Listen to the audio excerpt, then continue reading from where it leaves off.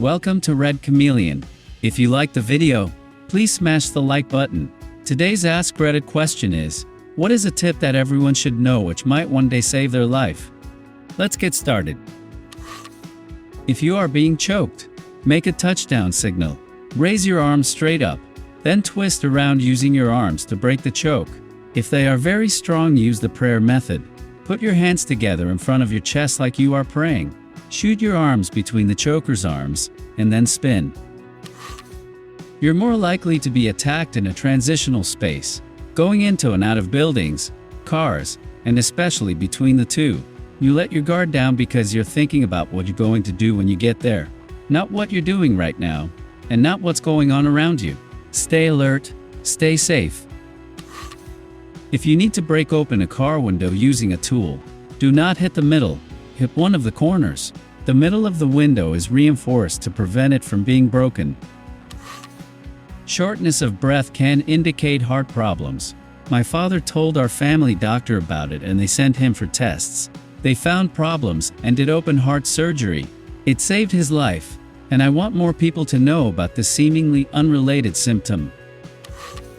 If you have been on the fence for a while about being too cold to continue, in a backcountry situation, you are already too cold.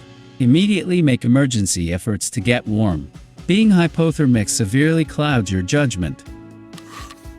If you're in a crowd and there's a possibility of a human crush, go with the waves of people instead of against it, and when possible, go backward or diagonally to get out of it. If you're rigid, you get pushed over and trampled to death, and you absolutely don't want to get to the front. As a lifelong Floridian, I see this all the time here and elsewhere in the news.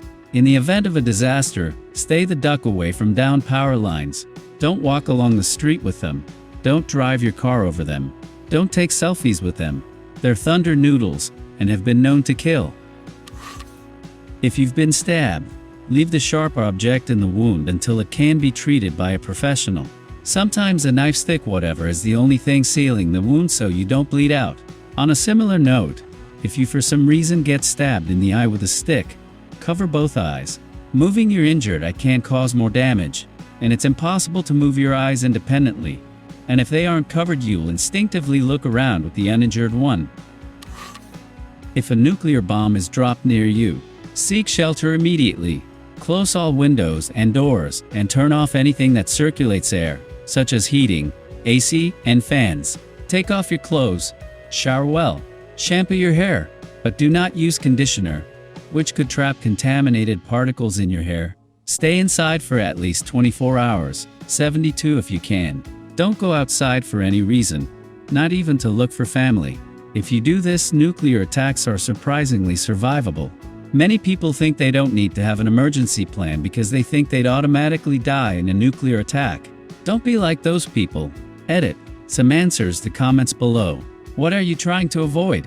Exposure to contaminated dust and particles. A nuclear detonation causes radioactive fallout. If you get radioactive dust on you, it will continue to expose you to radiation. Not good. So take off your dirty clothes and shower. What about the water you're showering with? The water you're using to shower right after the explosion is not likely to be contaminated. Why? Because it has been in your hot water heater and in pipes underground. Is my house enough to protect me? Better if you're in a basement, or at least an interior room. And better than nothing. Why isn't it safe to drive?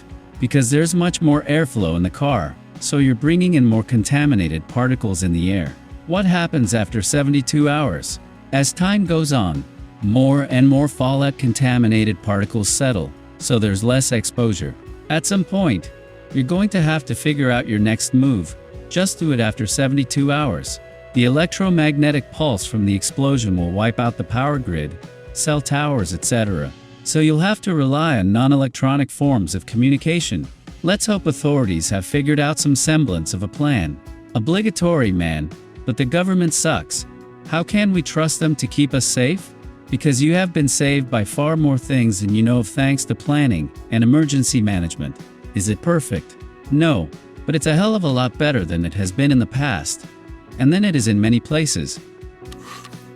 If you have a skin mole that has blurry edges, isn't symmetrical, a weird shade of red, weeps fluids, or acts like an open wound that won't heal, you might have skin cancer. Go to a doctor immediately. Melanoma kills fast. If you have benign skin moles, keep an eye on them. Get an idea of how they should normally look so you'll notice if any begin to change as I mentioned above. Don't forget to put on sunscreen. Never use brake cleaner before welding. If you get stabbed, do not pull it out. Since it's Christmas, water your tree, or don't get a real one. On an airplane, if the oxygen masks drop, put yours on first, then put it on the kids. It's fine for them to get lightheaded, but if you do, then you both die. When pumping fuel, if there is a fire, do not pull the nozzle out. Just stop the flow if possible and back away, and hit the fire suppression system. If your hydroplane does not make any sudden inputs, just keep her straight and slowly lift off the throttle. Do not downshift to slow down on icy roads. If a dog is going to attack you, do not run. Make yourself look as big as you can and yell and snarl like a maniac. Failing that, kick that dog. You are smart. You have 2 arms, 2 legs, and a mouth. A dog only has a mouth. You can defend yourself. Believe in yourself. Above all, my biggest pieces of advice is do not panic. Keep your wits about you. You are so much stronger than you think. Just don't panic. Easier said than done. I know, but it's true. Prop someone on their side when they're drunk and passed out. If they're laying on their back and start vomiting, they could asphyxiate themselves. If you're in the passenger seat of a car, never put your feet on the dashboard. In the event that you're in a car accident, knee bones into your skull won't end well. If you ever get kidnapped and you are in the kidnapper's vehicle, wait until you are around a lot of traffic and pull the steering wheel to make the car crash. People will immediately go to see if you are okay and call emergency vehicles. You are going to be injured or killed whether you cause an accident or go to the second location anyways. Might as well pull attention to yourself. Know how to swim. You don't need to be Michael Phelps, but it's great to be able to swim decently and tread water. Also, if you're ever kidnapped, try to leave personal items along the way, like drop a ring or earring in the car or something. It can be helpful to find you and as evidence in a trial.